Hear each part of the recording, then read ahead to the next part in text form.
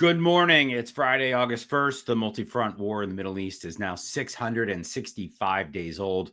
I'm your host, Jonathan Schanzer. Welcome back yet again to the FDD Morning Brief. Well, Trump negotiator-in-chief Stephen Witkoff and Ambassador Mike Huckabee have visited food distribution sites today, and they apparently like what they saw. Meanwhile, Trump has slapped 15% tariffs on Israeli goods.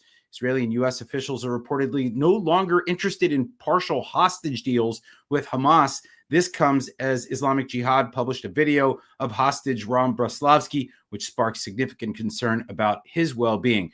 Meanwhile, the international virtue signaling continues after announcements by the Brits and the French.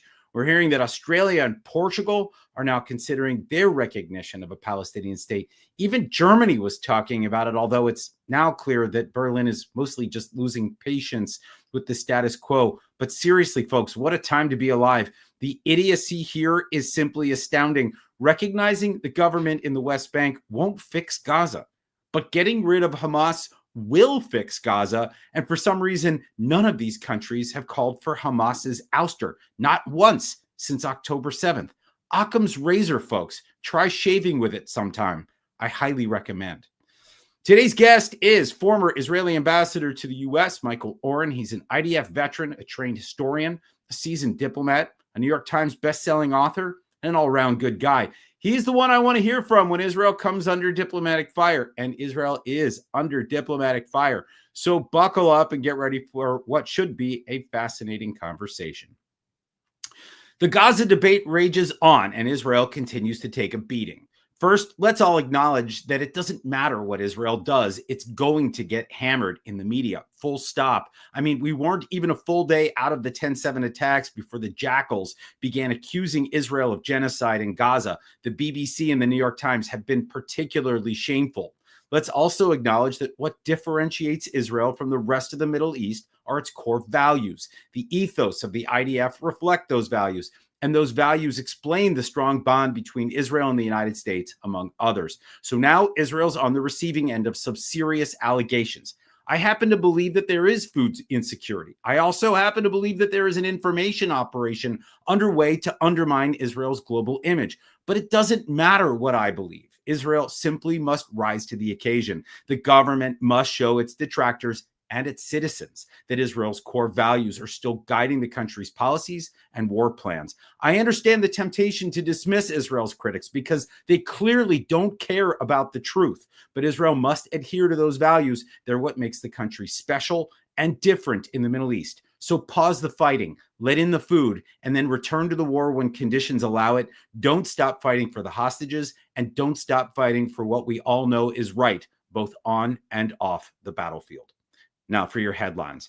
Headline 1, the Trump administration is forging ahead with its maximum pressure campaign against the Islamic Republic of Iran. Another week, another round of Iran sanctions. This time, the administration slapped sanctions on 20 entities involved in the Iranian petroleum trade. 6 companies are based in India, 3 are in Turkey, 4 in the UAE. That keeps coming up, by the way, an ally of the United States, and it drives me crazy. Of course, China made the list too. The country is hands down the largest purchaser of Iranian oil. But wait, there's more. The Trump administration also identified 10 vessels as blocked property. These vessels have moved millions of barrels of Iranian crude oil, petroleum products, and petrochemical products. The State Department said the vessels also engaged in so-called dark activity. That sounds ominous. And deceptive shipping practices. That sounds a little bit more straightforward.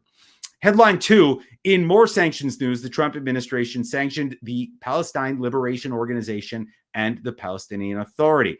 Moving forward, the U.S. is going to deny visas to PA officials and members of the PLO. Oftentimes, they just overlap. They're one and the same. The Trump administration didn't provide names or specifics, only that the PLO and the PA are violating U.S. law by internationalizing the conflict at the International Criminal Court, the ICC, and the International Court of Justice, the ICJ. In case you were wondering, yes, this is a clear and unequivocal response to the flurry of announcements out of Europe signaling some forthcoming recognitions of a Palestinian state. Come September, the Trump administration appears poised to wield those sanctions to block Palestinian officials from attending the UN General Assembly in New York, which is where Canada, Britain, France intend to formally recognize the state of Palestine, maybe Portugal and Australia too. Again, what a dumb time to be alive. Headline 3, Lebanese President Joseph Aoun intensified his call for Hezbollah to disarm. Yesterday, Aoun said that Hezbollah needs to give up its weapons because otherwise Israel is going to keep launching attacks.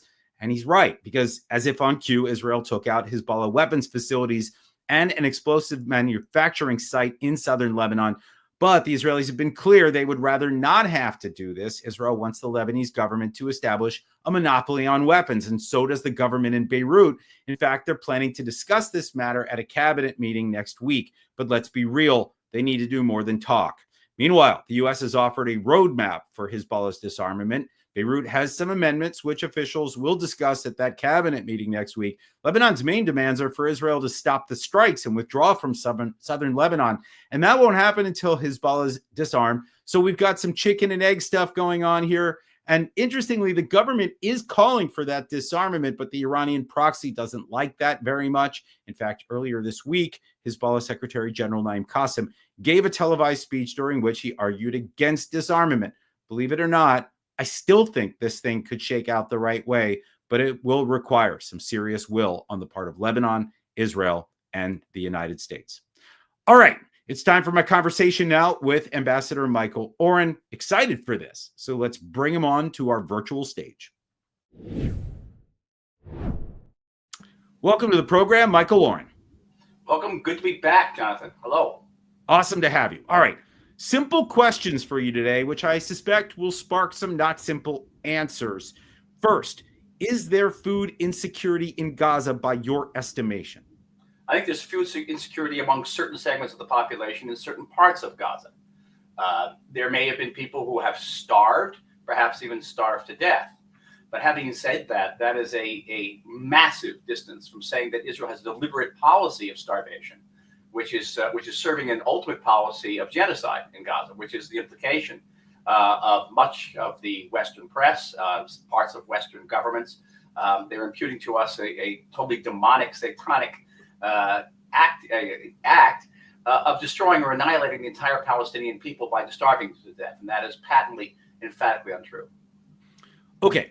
That is, I think, an important distinction, and obviously we're not hearing that nuance coming out of the BBC or CNN or New York Times. And obviously that's a huge problem. Let me maybe broaden out for a minute and just ask you this. Is there a way for Israel to keep up the pressure against Hamas in Gaza, win the war, and prevent a humanitarian crisis at the same time? This is sort of the walking and chewing gum thing while defending its right to fight. Is Israel capable of that in your estimation? Well, let's go back 5 steps. I mentioned that I'm an historian, I'm a military historian, and I'll tell you unequivocally, Jonathan, that no army in history, not just modern history, in all of history, has ever encountered the challenges that have confronted Israel in the Gaza Strip. We're talking about a very small area that is densely populated, over 2 million people, with over 500 miles of tunnels beneath them. And just leaving the international scrutiny aside, leaving the issue of Israeli hostages aside, just in purely military terms, it's almost inconceivable how any army could advance that type of challenges. And so in theory, militarily, yes, we can do it. Israel in 1957 conquered the Gaza Strip in a little over a day. 1956, during the Suez Crisis, Israel conquered the Gaza Strip in just a little over a day. In 1967, during the Six-Day War, conquered the Gaza Strip in a little over a day and a half. You throw the entire Israeli army, which is now twice as large as the British and French armies combined, into this small area, you could conquer it.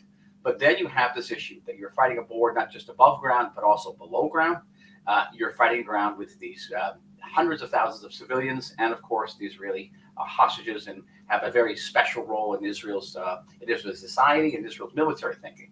Another country just may go in there and say, "I'm sorry about the hostages. They're just going to have to be sacrificed to realize our military goals." So having said all that, can Israel do it easily? Absolutely not. And there's a tendency to forget that this is the same army that beat Hezbollah, and beat Hezbollah rather handedly. Hezbollah before this war was perceived by the international community, by the American intelligence community, as virtually unbeatable. The same Israeli army that took on Iran, a country that's basically 10 times the size of the state of Israel, in geographically the size of Western Europe, and beat Iran. It's the same army. It's just the army facing these incalculably impossible situations in Gaza. So you have that. Can Israel maintain this pressure indefinitely? We have another factor here, which we're forgetting, Jonathan. That's the Israeli army itself. There was a study done in Vietnam many years ago that said a combat soldier, after 40 days of combat, becomes completely inefficient, becomes emotionally and physically broken down. We're talking about Israeli soldiers who have been 400-500 days in combat, almost incessant combat, 24/7, and they are exhausted. And they are tired, and these are not, kids off the street. These are fathers, these are mothers too. People have businesses, people have families, and they're very, very weary indeed. That is a factor that Israel has to take into consideration. Just how far you can stretch this rope before it begins to fray and finally break. So there are a number of clocks ticking here. I think Israel is in a situation now where I guess we're going to talk about this shortly, is that the international community, Britain, France, Canada, potentially Australia, and Portugal now recognizing the Palestinian state, the overwhelming delegitimization, demonization, and vilification by Israel by the Western press has all strengthened Hamas's hand. And there's just no wonder that Hamas has walked away from the negotiating table. We'd walk away from the negotiating table too. And that creates a situation now where this war is going to go on, and barring a ceasefire agreement, I at this point don't see what stops it. All right, I think that's a great summary. Now, I want to go back just to this crisis for a minute and what we're watching unfolding in the pages of the New York Times and on our TV screens. Was this crisis preventable? I mean, is this the result of spurning the United Nations in Gaza, turning to the GHF, trying to do something that was outside of the box without having it all locked down? Was this a problem of communication? Was it a problem of planning? I mean, what are the alternatives right now for Israel? What are the answers to solving this immediate crisis? Because I do think that's going to be crucial for Israel if the goal is to continue to fight. Well, I'm sure you took the SATs once upon a time, Jonathan. There was an answer on the multiple choice. There was D, all of the above. So this is a D, all of the above answer. Yes, this could have been better planned. It could have been better executed. The difficulties could have been much better anticipated. The massing of Palestinians seeking aid at certain aid points. There were only 4 aid points at one point, and the fact that Hamas would seek to try to interrupt this in every possible way. I've spoken to Israeli reserve soldiers, Jonathan, who have come back and said they've watched as Hamas terrorists work their way through crowds waiting to get aid and stabbing people in the back and the stomach, and then coming out and saying, well, these are people who have been wounded or killed by Israeli gunshots. They actually watched it happen. So none of this was fully anticipated. And of course, the reaction of the media of Western governments wasn't fully anticipated, though it should have been. And now I can go into that in more detail as well. But we're in the middle of a war, and war is misery. War is suffering. I'm an old veteran, I'll tell you that. And mistakes happen in war as well. This is not to let Israel off the hook. It's just to contextualize what's happened. And if the statistics that have been issued by the Israeli military, by Kogat, the coordinator of policy in the territories, by the Gaza Humanitarian Foundation as well, about the amount of food that has been distributed in Gaza, it's just immense. It's bigger than the Berlin airlift in the early 1960s, are true, then Israel, in fact, is doing very well. And I think that Mr. Witkoff and Ambassador Huckabee have visited these sites, and they've come away with the same conclusion, that Israel has actually done an extraordinary job. Is it perfect? It is far from perfect. Is there food insecurity in Gaza? There is food insecurity in parts of Gaza, and perhaps people have starved. But it is not, and I'll reiterate what I said earlier, it is not a deliberate policy of genocide by way of starvation, which is the narrative that has taken hold throughout much of the media and certainly through much of the West. Yeah, and it is obviously, it's designed to be a blood libel. And I think we all need to recognize that. And I think that the engines driving this, it's the Gaza Ministry of Health, it's the UN, which obviously they're threatened by this new structure. Hamas itself is threatened by this structure. It's actually an existential threat to both the UN and Hamas. And that gives them ample motivation to spread these lies, to spread this disinformation. I do think, though, and you've mentioned this now twice, that you're talking about parts of Gaza. To me, it seems like maybe just maybe it would make sense for the Israelis to map out where things seem to be going well and where they don't, and then to show people, look, here's where we're trying to surge, here's where we don't need to, here's the nuance. In other words, break this down in ways that it has not been presented, at least so far, to the general public. That might be an interesting thing for the Israelis to think about moving forward. But let me ask you, just again, broadening out a little bit more, and we're trying to keep these questions pretty straightforward. We're watching all these countries come out of the woodwork, and they're saying they're ready to recognize a Palestinian state. And they're doing this purportedly, ostensibly, as a means to kind of bolster the Palestinians and the suffering of Gaza. How concerned are you right now about these states recognizing what they call the state of Palestine? I think people are saying it's a problem, and I think it is, because it would be recognizing what would be a failed state. I mean, let's just be clear. The government in the West Bank is not able to govern itself. It does not have a monopoly of force. It does not have control over the people. It doesn't have respect from the people. But I guess my broader question is, and you can see this disaster coming, but what does this mean about Israel's ties with these states, right? Europe, Israel's largest trading partner, and the impact of kind of this frayed Western alliance. Israel doesn't want to be on the outside looking in here. Is that what's happening? Or can they recognize a Palestinian state and still maintain their good relations with Israel? How do you see this as a former diplomat, as someone who's been involved in these kinds of discussions? I remember when you were ambassador, they were still talking about the Palestine 194 campaign. In fact, I think it was born around the time that you took that position. So this has been going on for a while. What's the concern from your end as you watch this unfold? Well, it's a long list of questions. Let's begin. Let's go back to the time when I was ambassador. And that was when the issue of recognition, not recognition of the Palestinian statehood came to the fore. And I had an interesting conversation within the embassy, both within the foreign ministry and with our opposites in the Obama administration, about whether Israel should be the first country on earth to recognize the Palestinian state. And we even developed a sort of a cute name for it. We call it Jiu-Jitsu. I'm sure you'll enjoy that. And we looked at the political and certainly the legal ramifications of that. And the answer came back unequivocally that it would be a really bad idea. A bad idea because once Israel recognizes Palestinian statehood, then our ability, for example, to pursue terrorists in downtown Ramallah or downtown Nablus would become a violation of another state's sovereignty. And our hands would be tied, certainly in fighting terror, among many other things. So the status of the Israeli communities in Judea and Samaria would become a huge issue legally, more so than it has become. So that went off. That we took off jiu-jitsu as an option, but 135 states in the world proceeded to recognize Palestinian statehood, and we've seen that has moved the Palestinians toward statehood, to sovereignty, exactly zero, not a millimeter, and in fact, it has set them back. Because what happens, what these countries do not understand, and certainly Britain, France, Canada, do not understand this, that when you make it a gesture like this, you're not helping the Palestinians, you're actually pushing them away from the negotiating table. You create a situation where people will say around Palestinian leaders, don't go to that table. You go to that table, you're going to have to make concessions. You stay away from the table, and you get everything you want without giving up anything. And so it actually is a huge impediment to the possibility of opening up negotiations. From Hamas's perspective, again, it's no wonder they've walked away from the table. They keep on getting everything from these foreign governments without having to give up anything. And why end the war right now? Why end the war when they're doing very, very well? Not only are they getting Palestine recognized, and by the way, very few people, they're not saying, oh, listen, we are not going to recognize the Palestinian state unless Hamas disappears. And so Hamas is saying, well, hey, we'll get a Palestinian state and we'll take over.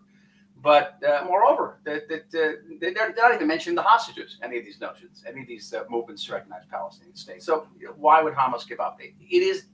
These motions are ineffective, as obviously it's not going to change any reality on the ground. They're pathetic because they're made by governments that used to have an immense amount of sway in international relations, and they no longer do. But at the end of the day, they're tragic, and they're tragic not for the state of Israel. They're tragic for the Palestinian people. Because more Palestinians will die and suffer because of these motions, and they'll help absolutely nothing. And I always say that they're solipsism wrapped in altruism. It's entirely solipsistic and for internal political reasons. Okay, I tend to agree with all of that. I do think that it actually, at this point, doesn't matter what we think about all of this. it seems like this stuff's already on track and it's going to happen in September. And I do think that, there is something that can offset this from Israel's perspective, because it would be a loss, right? When you start to see other countries declare statehood, it's going to look like Israel's losing this war in some shape or form, that it's sort of won the battle on the battlefield, but now it's losing the war in the halls of the UN at Turtle Bay, et cetera. So, I mean, another just somewhat simple question for you. If Israel wanted to declare victory and end the multi-front war in the Middle East tomorrow, could it do so? I mean, is the hostage issue really the main issue, or is there something else that is prompting Israel to remain on war footing, even as the majority of its war aims have been achieved? Gaza, Lebanon, Syria, Iran, you look across the board, Michael, I see wins, right? I see dominance across the board. In fact, there are those who say there's no reason to fight on in Gaza any longer. Set aside hostages for a minute, which of course Israel's not getting them out right now because Hamas is dug in its heels. Can Israel actually say, like, we've actually done all of this and from a kinetic perspective, it's a win? Well, you have to distinguish between military victories and strategic victories. Israel has won partial military victories over Iran, partial military victory over Hezbollah. Both Iran and Hezbollah maintain significant military capabilities, even after we've won these partial military victories. What we've won there are strategic victories. Iran is not the threat it was several months ago. Hezbollah is not the threat it was on October 8th, 2023. That's when Hezbollah opened fire on Israel. And Hamas is clearly not the same Hamas it was on October 7th, 2023. So these are strategic victories and partial military victories.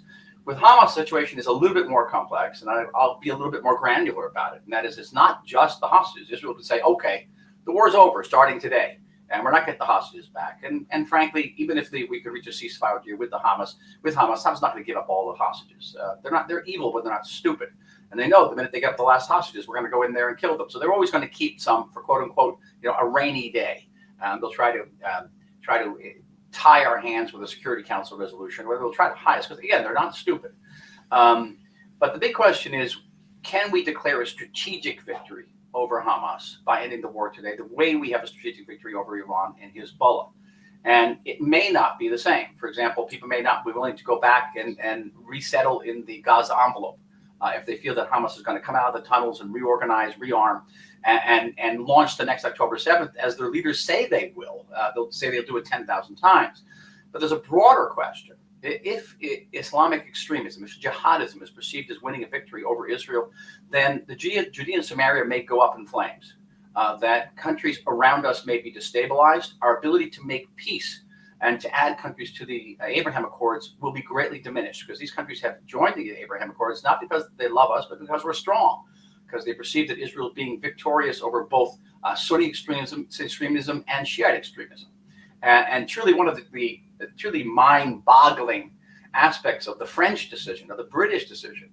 There was a report of the Interior Ministry of France, a secret report that was leaked to the press several weeks ago, that said that the Muslim Brotherhood had succeeded in establishing a state within France, and was posing a serious threat to French security.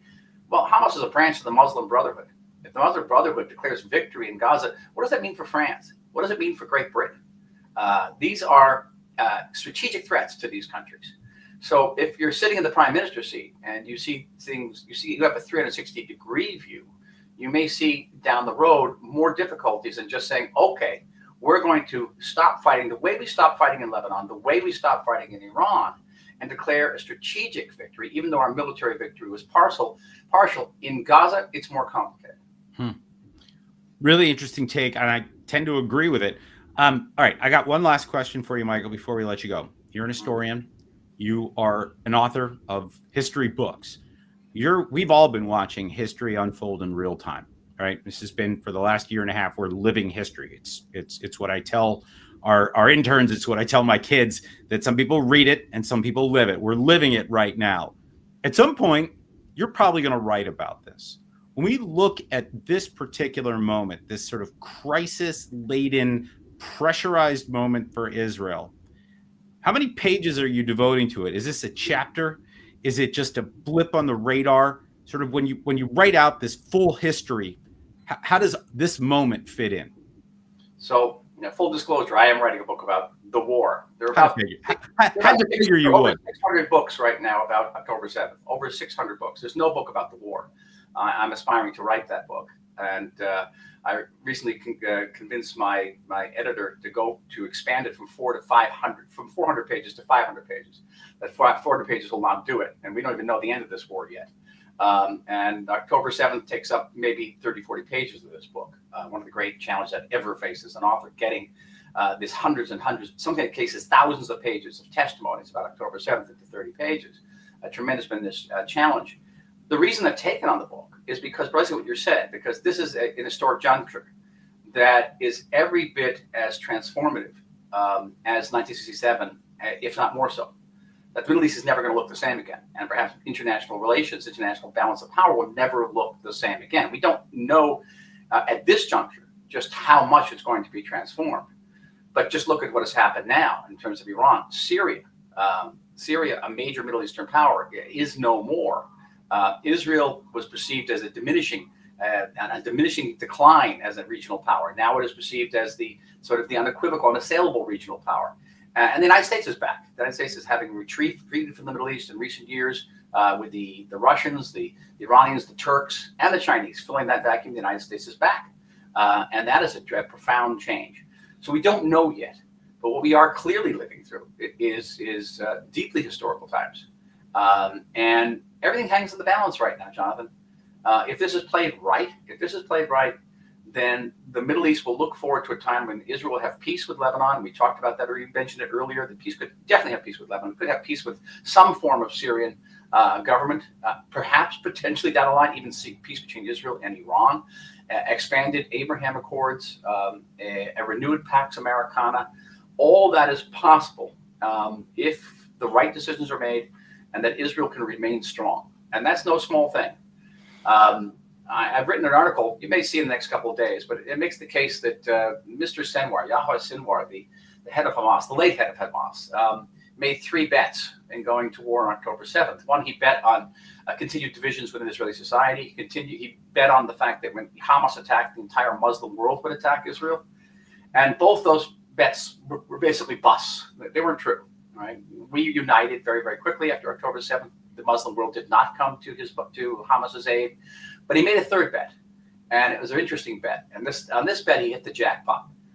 He bet on the inherent Jew hatred of the West, which goes back not to 2007 when Hamas took over the Gaza Strip, or even 1948. It goes back well over 2,000 years. It actually precedes Christianity. And he understood that the West would recognize Israel's right to defend itself, but only passively, and that once Israel went on the counterattack, it would lose that legitimacy almost immediately, and that the atrocities committed by Hamas would be forgotten almost immediately, and the world would come down very, very, very hard on Israel constantly. And it was a jackpot bet, and you can see it happening every single day. Quite brilliant when you think about it, and that the Palestinians have been truly lucky in having Israel and the Jewish state as their enemies. Because if they had Syria as an enemy, or Turkey as an enemy, or China or Russia enemy, nobody would care. Nobody would care. And so we are fighting against that. That is what we're up against here. We talked about the tunnels. We talked about the densely populated Gaza. That is the true challenge of the state of Israel, is fighting not Hamas. It's fighting 2,500 years of hatred. And we have to recognize that. And it's difficult for us to stand strong when even our best friends in the United States and elsewhere are just inundated with this hatred daily. You open up the front pages of the New York Times every day, it's one article after another, systematically delegitimizing us, systematically pulling the raison d'etre from under our feet. It is deliberate. Believe me, we are not starving the Palestinians deliberately in Gaza, but the New York Times and these other outlets are deliberately trying to destroy this place. Yeah, I think that is excellent context, and I think it is it's an endorsement of the book that I haven't read yet. Michael Oren, I want to thank you for joining us today, and hope you come back again soon. And have a great weekend. We love what FDD does. Thank you all. Thank you. All right. Always good to hear from him. Here's what FDD has on tap for you today. FDD's Mark Dubowitz and Ben Cohen are out with a piece of the Daily Mail arguing that Western recognition of a Palestinian state will only empower Hamas and prolong Palestinian suffering. Mark and Ben urge President Trump and other Western leaders to make clear that there can be no path to Palestinian statehood until Hamas is relegated to the ash heap of history. Harumph to that. My colleague Hussein Abdul Hussein published a smart piece in the Allgemeiner on the UN interim force in Lebanon, otherwise known as UNIFIL. This purported temporary peacekeeping force has lasted for 47 years, and it has proven completely useless at keeping the peace. So it's neither temporary nor peacekeeping. UNIFIL's mandate is up for renewal next month, as it happens. Hussein argues the U.S. must take a firm stand to dismantle the organization once and for all. Harumph again. Finally, check out the op-ed that FDD's Emily Hester and Ivana Stradner published in the Washington Examiner, detailing how Moscow is using the Russian Orthodox Church as a mouthpiece in its war against Ukraine. The church has blessed Putin's invasion, calling it a holy war, and unfortunately, some American policymakers are buying that. Emily and Ivana argue that the U.S. must expose the invasion for what it is, an expansion of Putin's expansionist, anti-Western agenda, and yes, a third harumph from me. All right, it's time to wrap this thing up like a burrito, or maybe a laffa, if falafel is your thing and you know that it's mine.